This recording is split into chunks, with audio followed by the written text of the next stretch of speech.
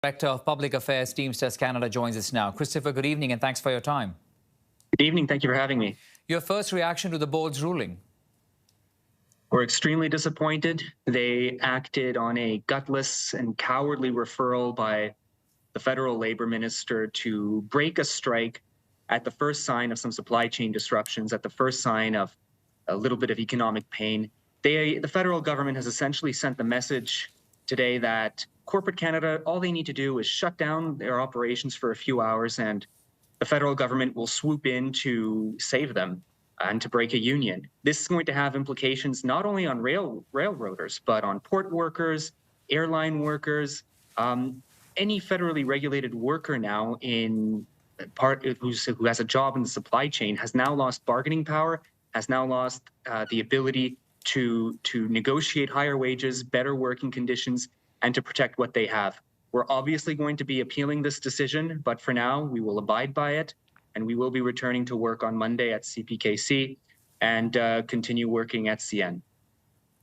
Well, I understand your reaction, of course. There's a bit of anger in what you're saying and how you're expressing yourself, Christopher. But let me ask you, you said a little bit of economic pain and just a few hours of a stoppage. How long do you think it could have lasted anyway, in terms of the economic pain and the hours you're referring to?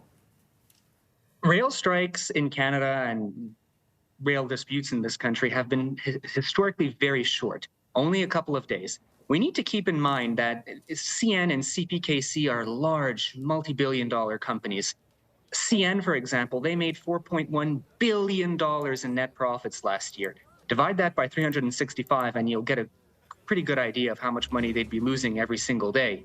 Our union was not asking for much.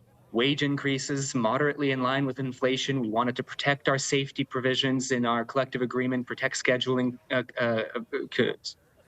language around in order not to create a fatigue-related safety risk.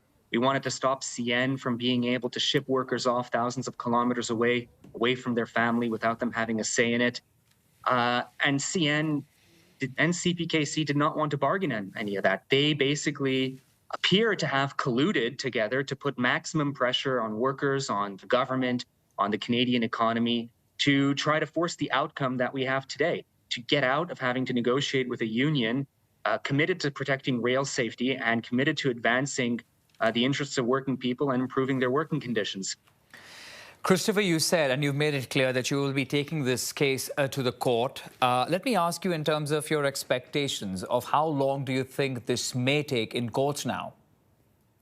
Oh, well, that's extremely hard to say at these early hours. We just received the decision moments ago, and our lawyers will be preparing to file that appeal. How long it will take at this time, I can't answer that.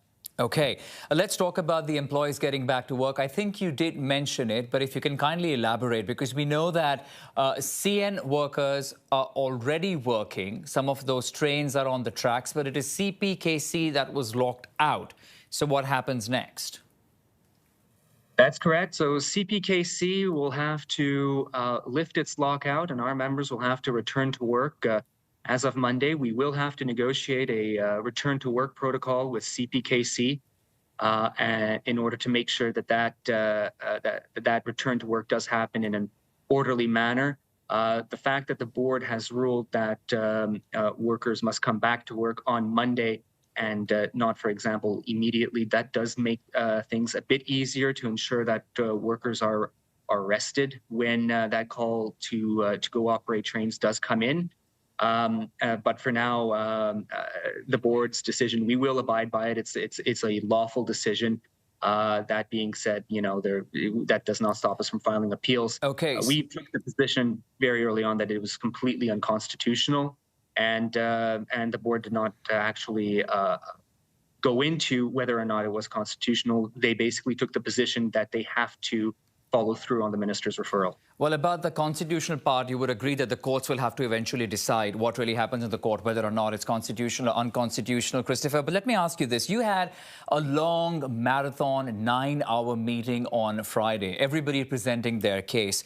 Were you hoping for another outcome and not this, with the arguments you put forward? We were obviously hoping to be able to go back to the bargaining table and negotiate with CN and CPKC. We wanted to have our right to bargain collectively, upheld and protected. Right? It's a cornerstone of any advanced free economy. The fact that workers are able to organize in labor unions and present a united front against large corporations in order to, yes, protect their working conditions and protect language around safety, but also obviously to try to improve their lot and their lot in life, try to get wage increases that are in line with inflation, and just generally try to get the protections that rail workers deserve. Right. CN and CPKC did not want to do that. CN and CPKC did not want to negotiate with their unions. They wanted the outcome we have today. They wanted to refer everything to binding arbitration and avoid having to face us, because we were dead set on protecting rail safety. We were dead set on keeping families together, and we were dead set on improving the lives of our members. Right. And we just understand that the agreements that expired in December of 2023 are the agreements will continue till there is a new agreement between the union and these two companies. But for the moment, Christopher Monette, Director of Public Affairs, Teamsters Canada, appreciate your time. Thank you for joining us. Thank you.